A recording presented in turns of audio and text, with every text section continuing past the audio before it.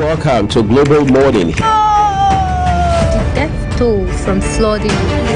Most time our politicians just bring in policies too, for sure.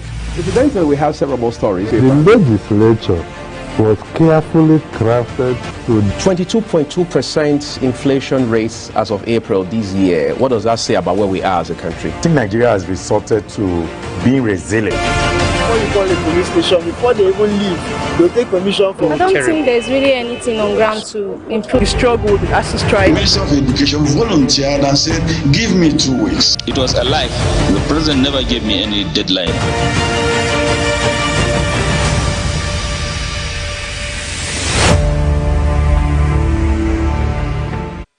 Thank you, everyone, for joining us here on the program. We do appreciate it. It is Global Morning. I'm Muya Mofegbe, and this is Global Television. We're in Abuja, live in Nigeria's capital.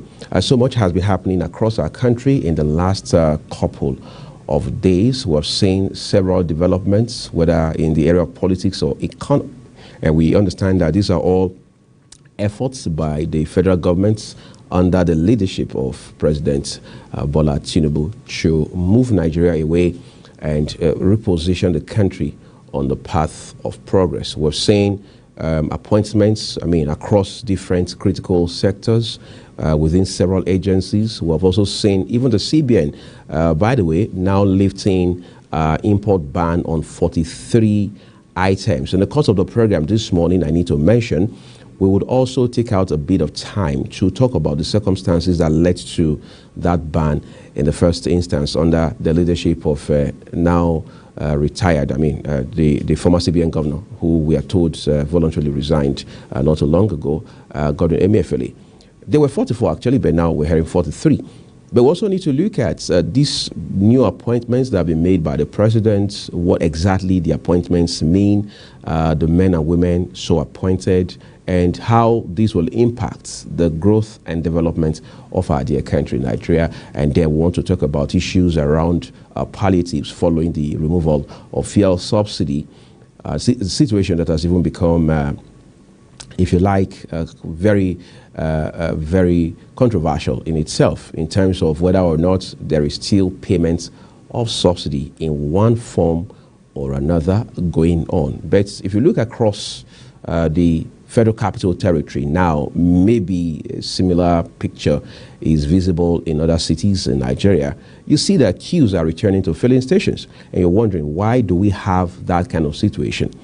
One readily available answer we would find is the reaction of the Group Chief Executive Officer of the Nigeria National Petroleum Company Limited, Mele Kyari, when he said that the reason you see these queues building again is you have fuel stations who have decided for whatever reasons, who knows, maybe marketing strategy, to say, look, we are reducing our pump price by 2 naira or by 3 naira. So you see that the patronage, all right, the crowd would naturally tilt in that direction. However, there are people who may not understand the reason for that. They see it as a reason for panic buying. All right, so he talked about all of those. We'll see exactly what the true situation is on the ground this morning on the program. As always, we will look at the papers for you, bring you big stories, and be sure that you're probably properly guided in terms of where the news is heading and who is saying what as far as today's news is concerned. We will take a quick break now. When we return, we'll look at those issues for you.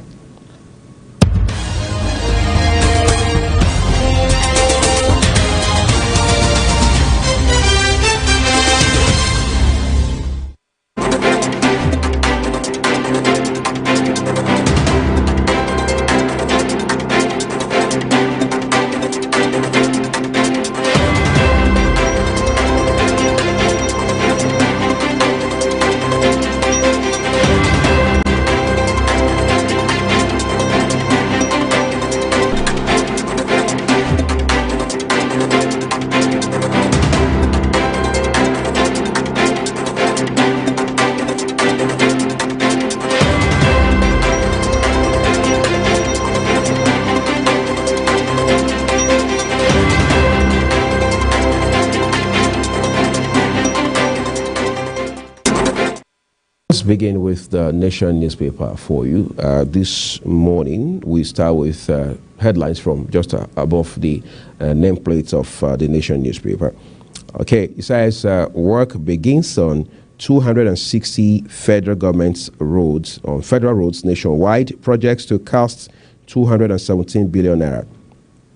That's on page 6 of today's Nation newspaper. What else? Olukoyede gets nod as EFCC chairman while he was picked. All right. Africa's debt relief call legitimate, says IMF-MD. 2 die, 4 injured in Osun church building collapse. That's a sad story coming out of Osun State. How CBN's lifting of restrictions on 43 items will affect economy. Apex Bank ends direct funding of development projects. So what is the alternative? You will find out for this morning if you pick a copy of the Nation newspaper. Okay. PSC promotes 5,718 police officers. Abuad raises pay by 35%. Atiku's appeal lacks facts, Tinubu tells Supreme Court. Claims on my Chicago varsity credentials cooked up, says President. Why EFCC has not, why FEC has not reconvened. As of yesterday, we're told that for 44 days and counting, there hasn't been another FEC meeting after the inaugural one. But I think there's an explanation being offered now on the Nation newspaper this morning, so you can decide to read it up for yourself. Okay, at the foot of the Nation newspaper, precisely on page 25, you find a story there that says Kwara Police disowns suspected killers of hotelier. Let's see Daily Sun for you as well. Daily Sun has quite a number of stories this morning. Tinubu wants Supreme Court to dismiss Atiku's petition. Urges Apex Court to reject ex-VP's claims. FG plans sexual offences unit in schools, promises severe sanctions for randy lecturers. That conversation is long drawn out and it's been a long time coming. The exploitation goes on campuses across our universities in this country. We do hope that the federal government will find a will to deal with that. We've seen lecturers who have had to pay very huge price on account of this kind of infraction on campus. All right, we know students may have their own issues, they may have their own shortcoming. All right, whether it's in the area of not showing up early enough for lectures, or not sticking with the rules and regulations that should guide them on campus. But we also don't want to have a university system where we normalize lecturers exploiting young future leaders, those to whom the country hopes to hand its leadership to in the next couple of decades. I mean, that's already destroying the foundation before it even gets laid, all right? But we have headlines just on the right end of the front page of Daily Sun today. It says, reps call for reintroduction of price control board. Panel screens NDDC board nominees. Okay, President appoints Olukoyede new EFCC chairman, Hamadoja as secretary. Israel vows continued siege on Gaza till hostages are freed. Cemeteries full, hospitals turn into morgues. Bandits kill ransom bearer in Kaduna. Okay, CBN lifts forex ban on 43 items. No magic wand to wave at economic challenges, says Apex Bank's governor. So it means we have to go through the mills. That's obviously what the Apex Bank is saying.